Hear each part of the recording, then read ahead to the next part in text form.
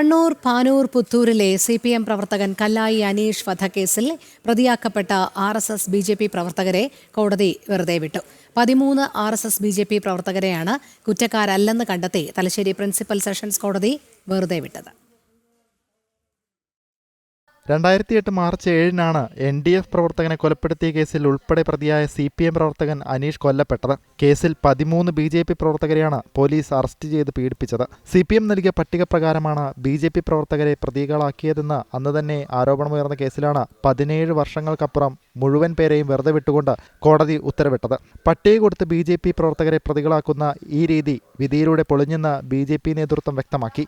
ഈ കൊലപാതകം നടന്ന സമയത്ത് അന്നത്തെ പോലീസ് ഉദ്യോഗസ്ഥന്മാർ അന്വേഷണ ഉദ്യോഗസ്ഥന്മാർക്ക് പോലും സംശയം ഉണ്ടായിരുന്നു. അന്നത്തെ NDFന്റെ ആളുകളാണ് ഈ കൊലപാതകം നടന്നത് എന്നുള്ളത്.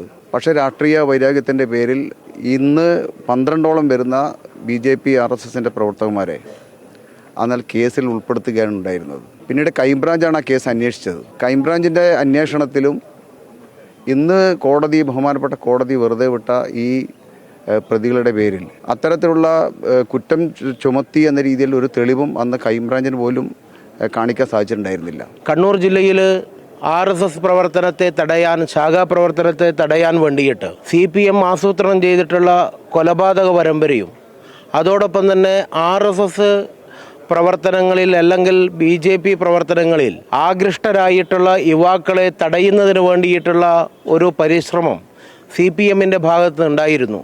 അത് ഒന്ന് ശാരീരികമായിട്ട് അവരെ ആക്രമിക്കുക, രണ്ടാമതായിട്ട് അവരെ മാനസികമായിട്ട് പീഡിപ്പിക്കുക, പിന്നെ RSS പ്രവർത്തകരായിട്ടുള്ള പ്രവർത്തകരുടെ കുടുംബങ്ങളെ വേട്ടയാടുക.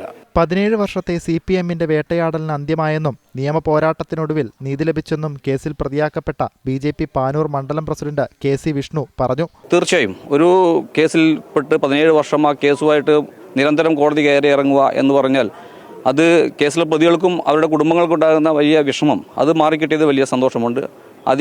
ക്രൂരമായ പീഡനം ഈ കേസുമായിട്ട് ബന്ധപ്പെട്ട് കേസിലെ പ്രതികളെ വീടുകളിൽ പോലീസിനെ ഉപയോഗിച്ചുകൊണ്ട് CPM നടത്തിയ വലിയ നരനായാട്ട് അതൊക്കെ ആ കാലത്ത് ചർച്ചയായ വിഷയങ്ങളാണ്.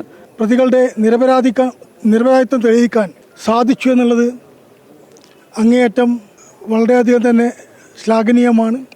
അതുകൊണ്ട് തന്നെ ഈ സംഭവത്തിൽ NDFനുള്ള പങ്കിനെക്കുറിച്ച് കൂടി അന്വേഷിക്കണമെന്ന് കൂടിയാണ് ഈ സമയത്ത് പ്രതിഭാഗം ആവശ്യപ്പെടുന്നത്. 2008 മാർച്ച് 7-നാണ് അനീഷ് കൊല്ലപ്പെടുന്നത്. BJP പ്രവർത്തകർക്ക് വേണ്ടി അഭിഭാഷകരായ P പ്രേമരാജൻ ഈശ്വരൻ, സുനിൽ കുമാർ എന്നിവർ ഹാജരായി.